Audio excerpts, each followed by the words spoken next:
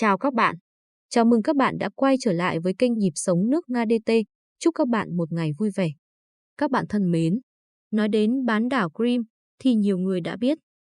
Nhưng để hiểu sâu hơn, hôm nay chúng ta cùng phân tích và khám phá bán đảo này với loạt gồm 4 video. Trong nội dung hôm nay, chúng ta cùng nghiên cứu về lịch sử kinh tế và chính trị của bán đảo này. Bán đảo Crimea nằm tại bờ Bắc Biển Đen và bờ Tây Biển Azov, phía bắc giáp tỉnh Kherson của Ukraine. Crimea nối với đất liền bởi eo đất Pezekop rộng 57 km. Mỗi đông là bán đảo Kech, nằm đối diện với bán đảo Taman của Nga. Giữa hai bán đảo Kech và Taman là eo biển Kech rộng 313 km, vốn là thủy đạo nối thông Biển Đen với Biển Azov. Bán đảo Crimea có nhiều bán đảo nhỏ hơn như muối đất Azabad, bán đảo Kech, bán đảo Hezalet, bán đảo Tahan v.v. Xét về phương diện địa lý, bán đảo Crimea nói chung thường được chia làm 3 đới: thảo nguyên, núi non và bờ biển phía nam. Chạy dọc bờ biển đông nam của Crimea là dãy núi Crimea, phía trong lại có một dãy núi nữa chạy song song.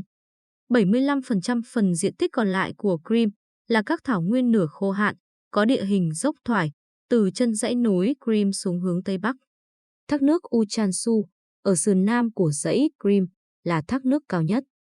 Dải bờ biển hẹp phía ngoài dãy Crimea có phong cảnh thiên nhiên tươi xanh, là nơi tọa lạc của nhiều làng mạc của người Tatar Crimea, các thánh đường Hồi giáo, cung điện của hoàng gia và quý tộc Nga, các lâu đài Trung Cổ và Hy Lạp cổ, các vườn nho và vườn cây ăn quả.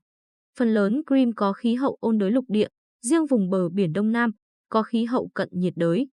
Nhiệt độ khu vực sâu trong đất liền vào mùa hè có thể lên mức 28 độ C, bình quân vào tháng 7, trong khi nhiệt độ mùa đông có thể xuống mức âm 0,3 độ C, bình quân tháng 1.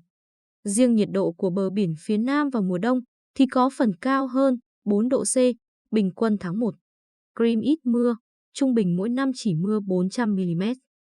Nhờ đặc điểm khí hậu như vậy mà dải bờ biển phía Nam Crimea là nơi thu hút nhiều du khách Nga và quốc tế đến tắm biển và sưởi nắng. Thời còn Liên Xô, các trại hè thiếu nhi quốc tế của các nước xã hội chủ nghĩa đã nhiều lần được tổ chức ở đây. Cá nhân tôi cũng may mắn được tham dự trên bán đảo này. Các ngành chính của nền kinh tế Crimea là nông nghiệp và đánh bắt sò, ngọc trai, du lịch và cảng. Các nhà máy công nghiệp nằm phần lớn ở vùng duyên hải phía Nam như Sevastopol và Kech, một số vùng phía Bắc như Akhmian, Krasnopezhekot. Ngoài khu vực trung tâm, chủ yếu là Simferopol, Okerzut và vùng phía đông ở thành phố Nizhneyorsk. Các thành phố công nghiệp quan trọng bao gồm Zankoi, có kết nối đường sắt chính, Krasnopezhekot và Akhmian. Thời tiết địa Trung Hải tuyệt đẹp ở Crimea khiến bán đảo này là một điểm du lịch nổi tiếng, nhất là Yalta, nơi các nhà lãnh đạo Liên Xô, Mỹ và Anh đã gặp nhau sau chiến tranh thế giới thứ hai để thảo luận về tương lai của châu Âu và thế giới. Trước khi sáp nhập vào Nga, Crimea chiếm 3% GDP Ukraine với 60% tổng giá trị sản phẩm quốc nội là từ dịch vụ. Nông nghiệp cũng có vai trò quan trọng trên bán đảo, với lúa mì, ngô và hướng dương là các nông sản chính. Nước tưới được cung cấp qua một kênh đào từ sông Dnep của Ukraine. Ngoài ra trên bán đảo còn có các nhà máy hóa chất và mỏ quặng sắt ở Kech. Ukraine có 2 kho dự trữ ngũ cốc lớn ở Crimea là tại Kech và Sevastopol. Theo thống kê, các kho này xuất khẩu 1,6 triệu tấn ngũ cốc trong năm 2013, chiếm 6,6% tổng sản lượng ngũ cốc xuất khẩu của Ukraine.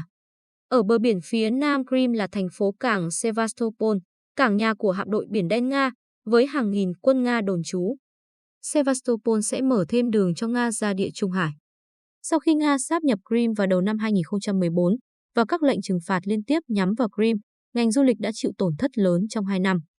Lượng khách du lịch giảm 35% trong nửa đầu năm 2014 so với cùng kỳ năm 2013. Lượng khách du lịch đạt kỷ lục vào năm 2012 là 6,1 triệu lượt. Theo chính quyền Nga, lượng khách đã giảm xuống còn 3,8 triệu vào năm 2014 và tăng trở lại lên 5,6 triệu vào năm 2016. Các ngành công nghiệp quan trọng nhất ở Crimea bao gồm sản xuất thực phẩm, lĩnh vực hóa chất, kỹ thuật cơ khí, gia công kim loại và các ngành sản xuất nhiên liệu. 60% thị trường ngành thuộc về sản xuất thực phẩm. Có tổng số 291 xí nghiệp công nghiệp lớn và 1.002 xí nghiệp kinh doanh nhỏ.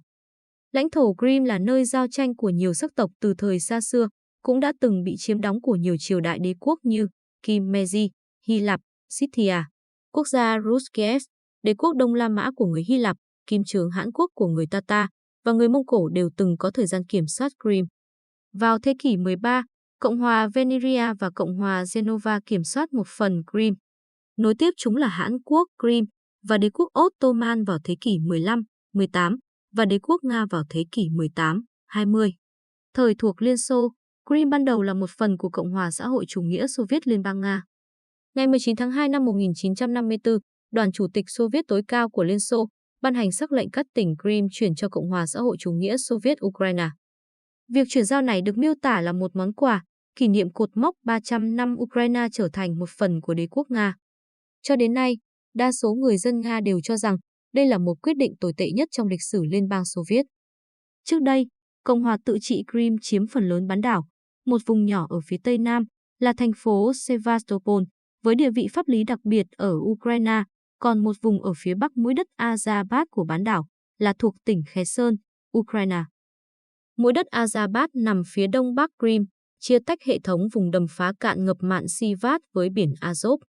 Sau khi Liên Xô tan rã, vấn đề chủ quyền tại Crimea trở thành mâu thuẫn giữa Nga và Ukraine. Ukraine căn cứ vào quyết định của Đoàn Chủ tịch Xô Viết tối cao năm 1954 để cho rằng Crimea thuộc chủ quyền của mình.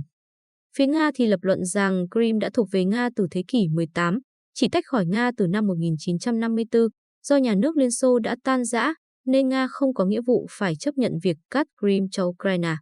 Sẽ thật thiếu sót nếu như nói đến bán đảo Crimea mà không nói một chút về hạm đội Biển Đen.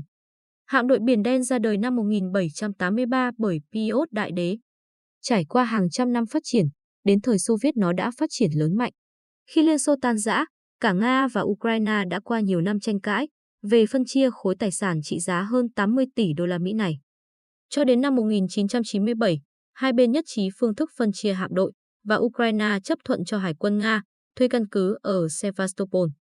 Theo thỏa thuận, số tàu chiến của hạm đội được chia đều cho hai nước, nhưng Nga đã đồng ý bỏ tiền mặt để mua lại một số tàu chiến hiện đại.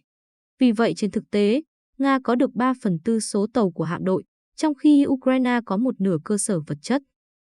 Hai bên cũng thống nhất việc Nga thuê 3 quân cảng, 2 sân bay quân sự trên lãnh thổ Ukraine trong 20 năm với giá 100 triệu đô la Mỹ mỗi năm. Theo thỏa thuận, Nga không được đồn trú quá 25.000 binh sĩ và không được đưa vũ khí hạt nhân vào các cơ sở thuê ở Ukraine. Một điểm đáng chú ý là căn cứ quan trọng nhất của Hải quân Ukraine cũng đóng tại Sevastopol, nơi đặt bộ tư lệnh hạm đội Biển Đen của Nga.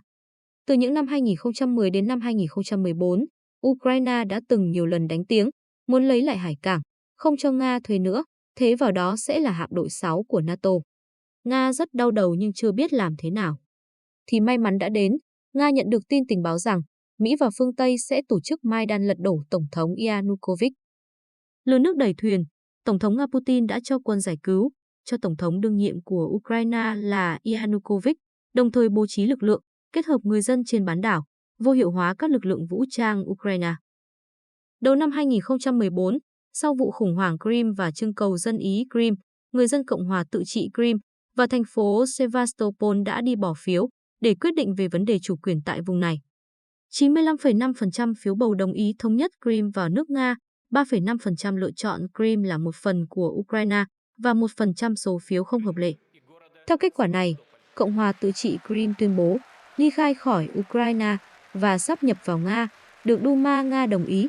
Hiện Nga xem Crimea là chủ thể liên bang thuộc nước này, gọi là Cộng hòa Crimea. Liên Hợp Quốc cũng đã bỏ phiếu kín về vấn đề Crimea. Cuộc bỏ phiếu có 100 nước bỏ phiếu tán thành, 11 nước trong đó có Belarus, Triều Tiên, Cuba, Venezuela, Syria đã bỏ phiếu chống và 58 nước khác, trong đó có Trung Quốc, Campuchia và Việt Nam, bỏ phiếu trắng. Kể từ khi Crimea sáp nhập vào Nga, phía Ukraine đã nhiều lần gây khó khăn cho bán đảo, như cắt điện và ngăn kênh dẫn nước ngọt tới bán đảo, phá các đập, hồ trữ nước ngọt của bán đảo. Nhưng bằng lòng quyết tâm của người dân, cũng như sự hỗ trợ tích cực của chính phủ Nga, cuộc sống người dân trên bán đảo đã dần ổn định trở lại. Cây cầu Kerch là cây cầu vượt biển nối lục địa Nga với bán đảo đã được xây dựng thần tốc. Sân bay và hệ thống giao thông công cộng được nâng cấp. Crimea lại tiếp tục đón du khách tới đây. Tuy nhiên, cái giá mà Nga phải trả sau khi sáp nhập Crimea cũng không hề nhỏ. Đó là bao vây cấm vận kinh tế của Mỹ và các nước phương Tây. Lúc đầu cuộc sống của người dân bị đảo lộn hoàn toàn, đồng tiền mất giá, hàng hóa và thực phẩm khan hiếm. Nhưng bên cạnh cái không may đó, Nga cũng đã vực dậy được nền sản xuất nông nghiệp, từ chỗ phải phụ thuộc nhập khẩu thì đến nay, nền nông nghiệp của Nga đã tự chủ và xuất khẩu, như xuất khẩu lúa mì, khoai tây, hạt hướng dương vân vân. Các bạn thân mến, Crimea là một trong những địa điểm tham quan du lịch không chỉ của người Nga và của cả người Việt Nam đang sinh sống ở Nga. Chúng tôi mời các bạn xem thêm ở video tiếp theo của chúng tôi về những danh lam thắng cảnh ở Crimea. Cảm ơn các bạn đã quan tâm và theo dõi video của chúng tôi. Xin chào và hẹn gặp lại ở video tiếp theo.